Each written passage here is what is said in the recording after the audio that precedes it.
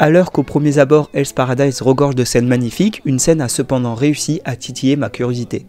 Un bateau en bois flottait sereinement le long d'une rivière brumeuse, remplie de belles fleurs. Cependant, les représentants du gouvernement trouvèrent en cette épave un cadavre souriant, dont les parties démembrées étaient fleuries. C'est pour moi une juxtaposition parfaitement horrible de la beauté et de l'horreur, qui m'a rappelé le légendaire Yu Yu Hakusho, même si la vision cynique de ce manga envers la société le distingue. Yuji Kaku, l'auteur de Hell's Paradise, s'est immédiatement révélé être quelqu'un qui peut écrire un ensemble de personnages fascinants dont les relations sont dynamiques et passionnantes, ainsi qu'un monde plein de mystères et d'intrigues, dans lequel nous, en tant que lecteurs ou spectateurs, sommes désespérément investis et comblés. L'auteur a su construire un monde détaillé d'étrangeté et de peur, peuplant ce monde de personnages fascinants qui commencent tous l'histoire de Hell's Paradise avec un arc clair à suivre. Il nous a fourni des enjeux intenses, des questions qui nous taraudent l'esprit, exigeant des réponses et des fils de pensée à suivre. Ainsi, dans cette vidéo, je vais vous convaincre de vous délecter de ce délicieux nectar qu'est Hell's Paradise. Mais avant ça, mon ref, n'hésite pas à t'abonner et à liker la vidéo, ça fait grandement avancer la chaîne YouTube. Merci à ceux qui le feront. Yeah.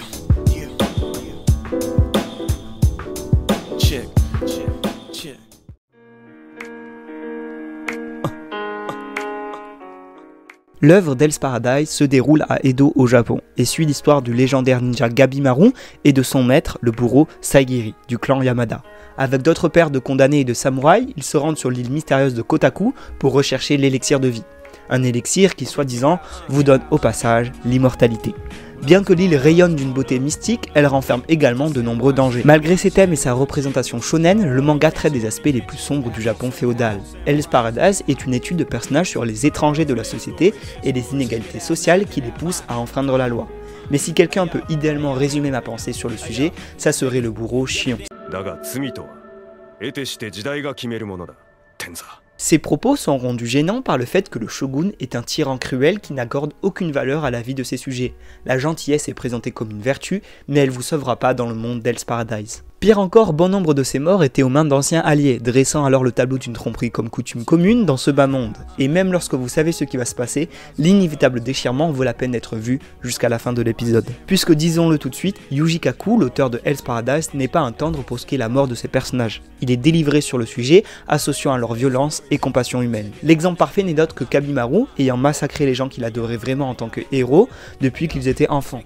Cette nouvelle juxtaposition entre la joie et la mort rend leur fin plus horrible que si le personnage principal les avait massacrés de sang-froid. Ce ne sont pas les séquences de bains de sang et de combats bourrés d'action qui m'intéressent avec ce manga, bien qu'elles soient toutes magnifiquement écrites et dessinées, mais les personnages eux-mêmes, et la manière complexe dont leurs liens sont tirés, brisés, réparés et réétablis tout au long de l'histoire.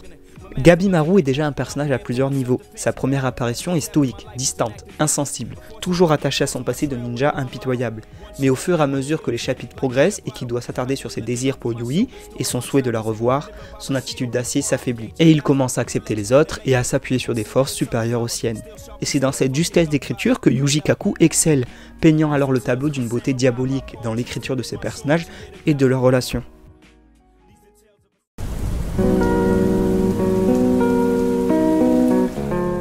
Connu dès lors de son embauche en tant qu'assistante de Fujimoto pendant que ce dernier écrivait Fire Punch, avec le manga Hell's Paradise, Yuji Kaku est sorti sous les feux de la rampe.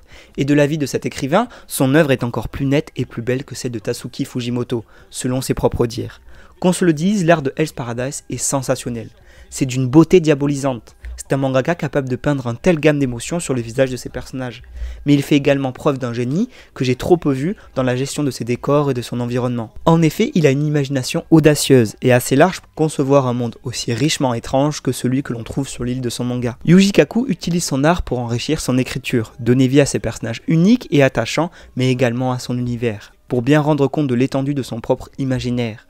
Son œuvre complète parfaitement son écriture et son intrigue, ce qui a su me rendre presque émerveillé devant tant de génie. C'est ce même talent d'ailleurs qui me pousse à écrire cette vidéo pour vous en parler aujourd'hui.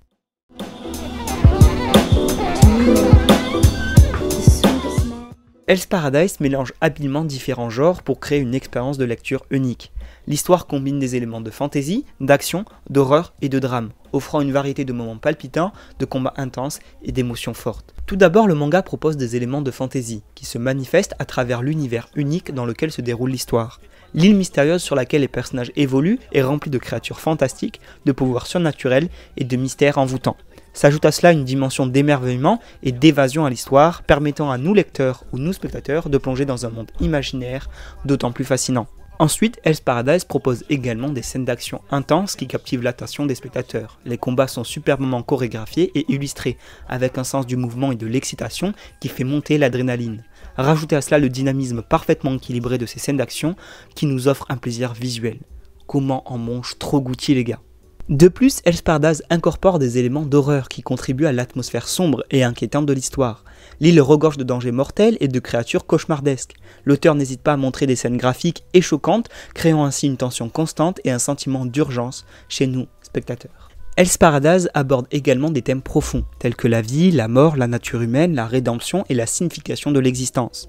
Le manga soulève des questions philosophiques intéressantes et nous pousse à réfléchir honnêtement à ces questions, ce qui m'a valu une grosse remise en question pour ma part sur mes goûts et mes sentiments d'affect par rapport à une œuvre.